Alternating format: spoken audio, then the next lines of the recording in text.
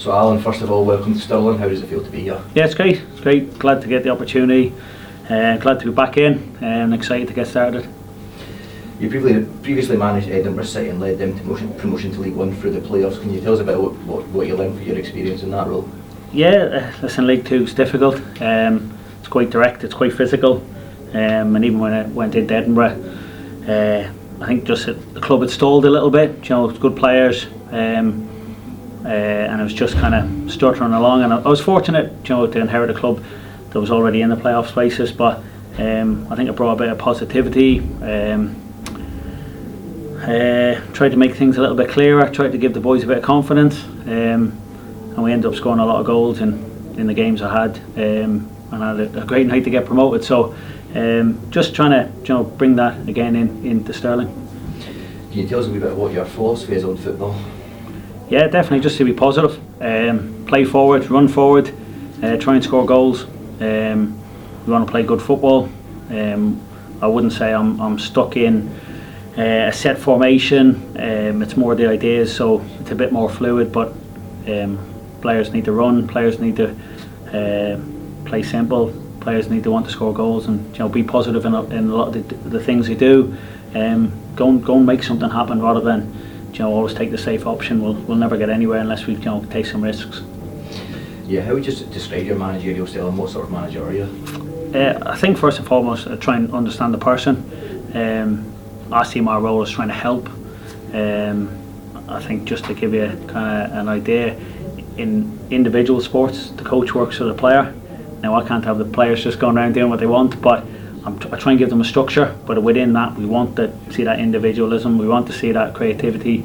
We want to see that positivity, and try and encourage the players in that. So whatever you're good at, go and do it. Go and try and find what you can add to the team. But obviously, I need to set that structure, and I need to set the demands and the parameters of what that is.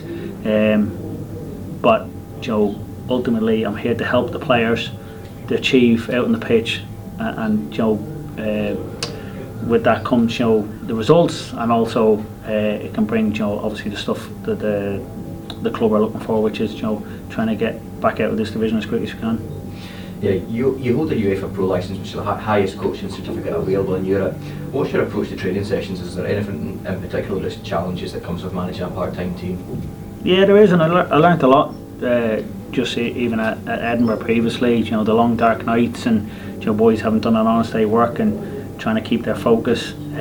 So, you know, length of training sessions, how much we do on the pitch versus how much we can do maybe in gyms and then, you know, inside before we go out, rather than, you know, everything out on pitch based.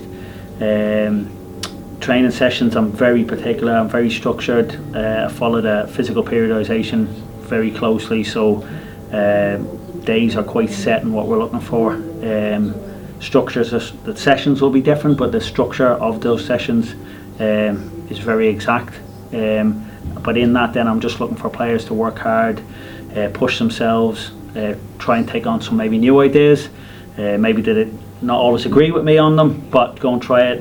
And but it's also a slightly two-way thing with the players. You know, I don't have all the answers. I'm happy to discuss with them some things, or, you know, solutions to some problems.